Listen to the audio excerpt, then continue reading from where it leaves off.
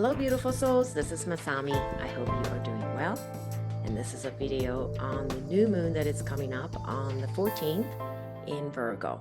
And it's right before Mercury will go direct. So there is a sense of new beginning and also slowing down that is already in the air. I hope you are feeling that.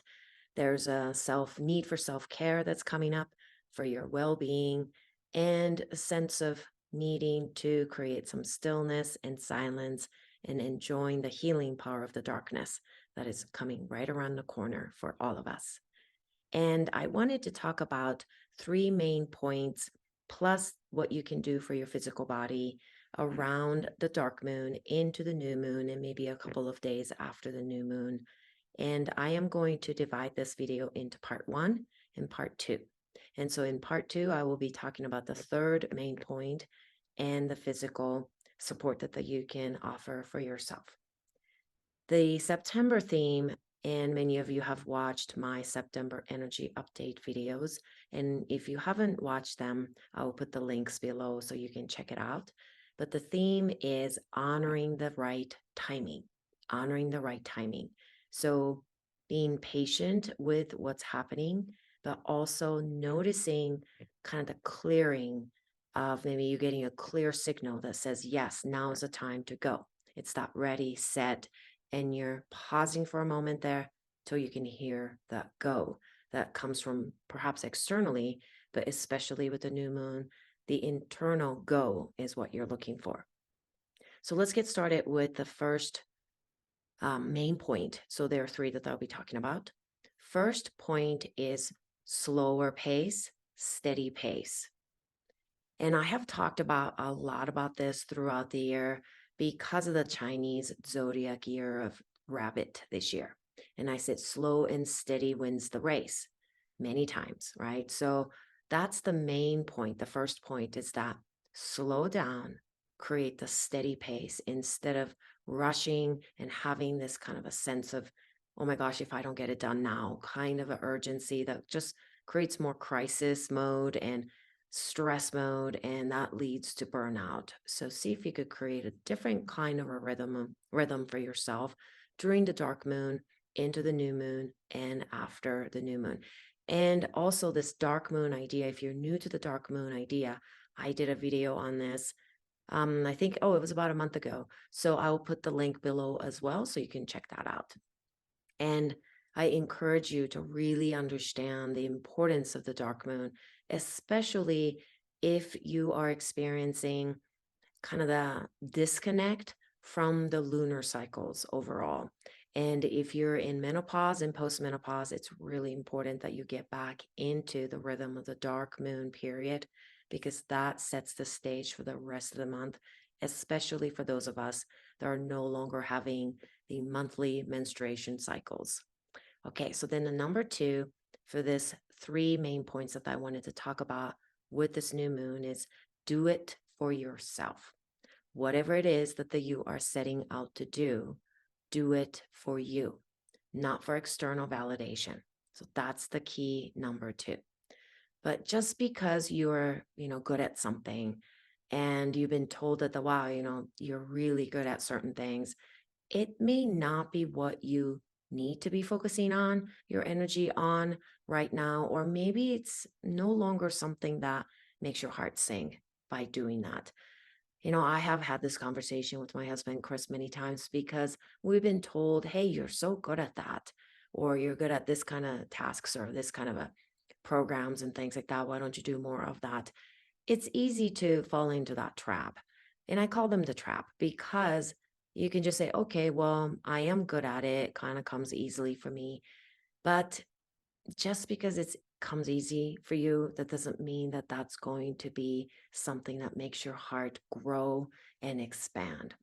So you do not need to become an expert of everything either, but pay attention to, especially this week, of becoming the expert of you. That you don't have to know everything. You don't have to be good at everything. You don't have to say yes to everything that the others think that you should be reaching for, but become the expert of you and what your heart is really trying to communicate with you. And I'm sure you have heard of kind of a saying that says, whatever is worth doing at all is worth doing well. But sometimes not everything worth doing is worth doing well, and certainly not perfectly. Not everything has to be done in the highest levels of excellence.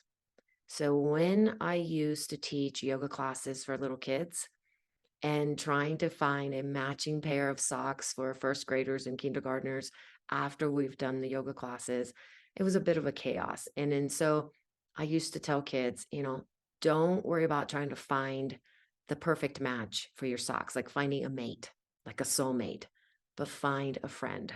Okay. And if you get mixed up with the right side and left side, it's all right. So find a mate. Instead of finding a mate or soulmate and focusing on that, find a friend.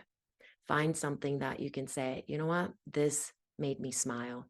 This is something that made my heart sing. And it's good. It's good enough.